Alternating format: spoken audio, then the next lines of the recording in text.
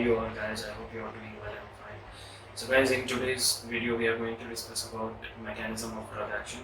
So from the word itself, mechanism means the sequence or the path that the drug goes through in order to produce its final resultant action.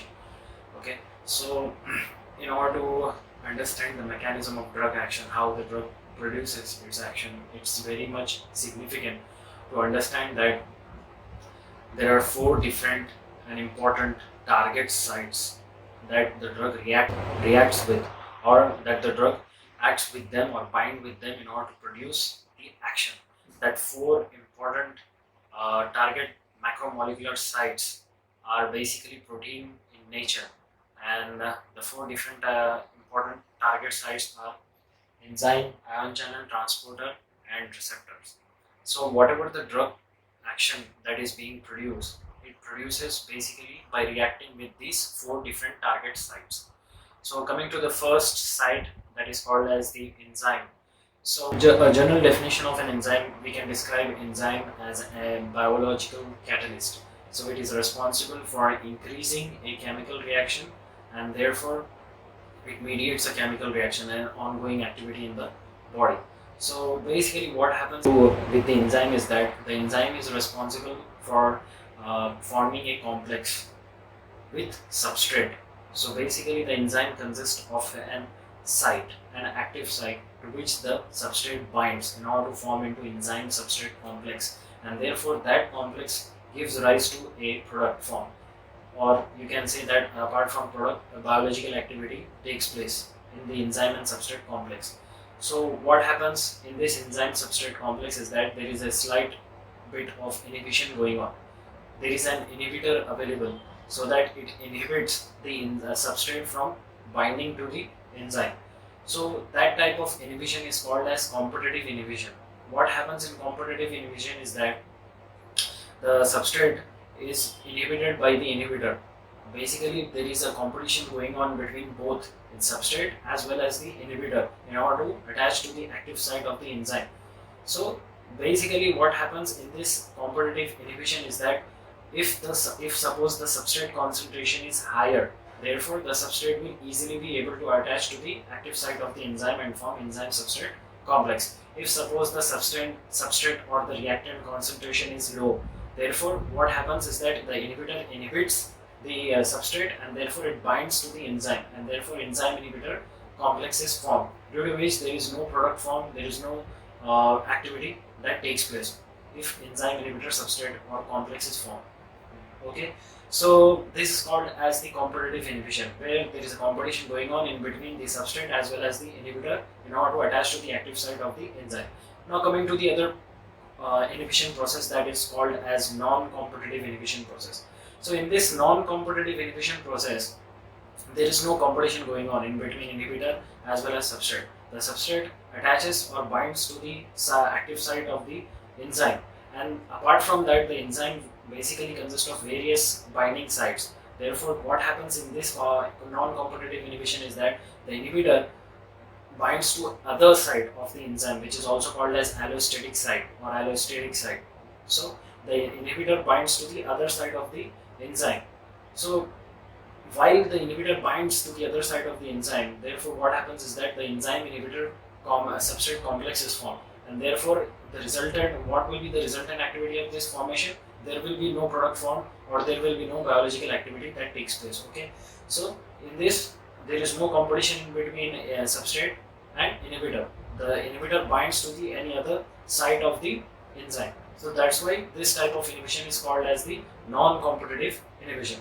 Okay, now coming to the next part of the another important target site macromolecule, that is ion channel. So ion channel, basically from the word itself you can guess that ion channel. So channel means a path through which an ion passes. So that basically a channel through which an ion passes through. So these ion channels are basically protein in nature. They are protein in nature, and therefore whatever ion that passes through this channel, therefore this channel is named after that ion. Suppose for example, if calcium ion is passing through this channel, therefore it is called as the calcium ion channel. Okay, suppose if sodium ion passes through this channel, therefore it is called as the sodium ion channel. So there are different types of ion channels. Basically, ligand gated ion channel is there. There is a voltage gated ion channel. So what is the difference between ligand gated and voltage gated is that in ligand gated channels what happens is that the channels open only when the ligand comes and bind to that, and that to a specific ligand.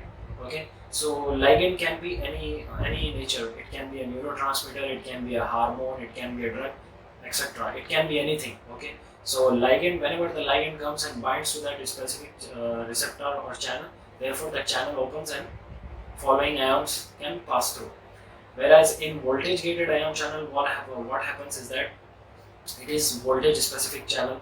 So therefore, if you guys know that each and every cell has its own resting membrane potential, that is minus 70 MV. So basically that resting membrane potential, if there is a slight difference in that membrane potential, therefore these ion channels, these voltage gated channels, therefore they open and close based on that potential, changes in that potential. So this basically depends on the concentration of the ions present. If the suppose intracellular concentration is different from that to the extracellular concentration of ions, therefore this channels opens. Basic rule is that to maintain equilibrium between the ions compared to extracellular as well as to intracellular, there should be an equilibrium maintained. So these voltage gated channels is specifically dependent upon the voltage, and these voltage gated channels are present maximum in nervous system. Now coming to the next important target site for the drug to produce its action through it is transporter. Transporter is basically responsible for translocating a substrate or a reactant from extracellular to intracellular position. Therefore, what happens is that a substrate, when it binds to the transporter changes or rotates clockwise direction, and therefore from extracellular area it transfer it to the intracellular area.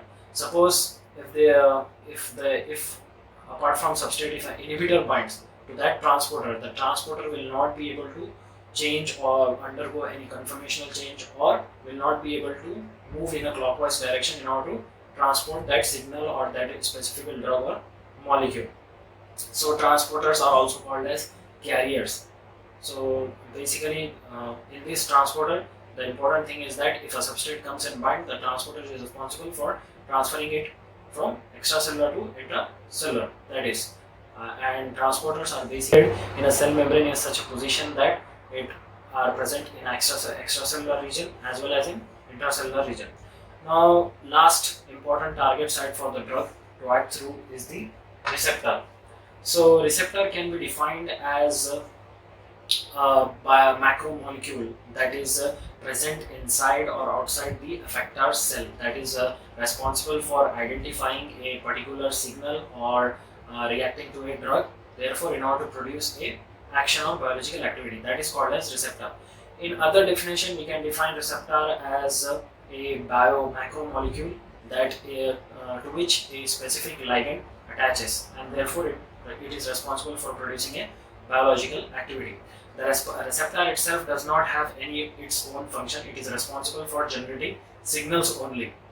So these receptors are basically present in the effector cells, either on their surface or inside the effector cells. So in next video we will discuss in detail about the receptor, as this receptor topic is very much complex and it's quite a bit lengthy. Therefore in today's video we have discussed about these four different important drug target sites through which the drug mediates its action. So guys, till then, see you all in the next video. Take care and keep smiling always.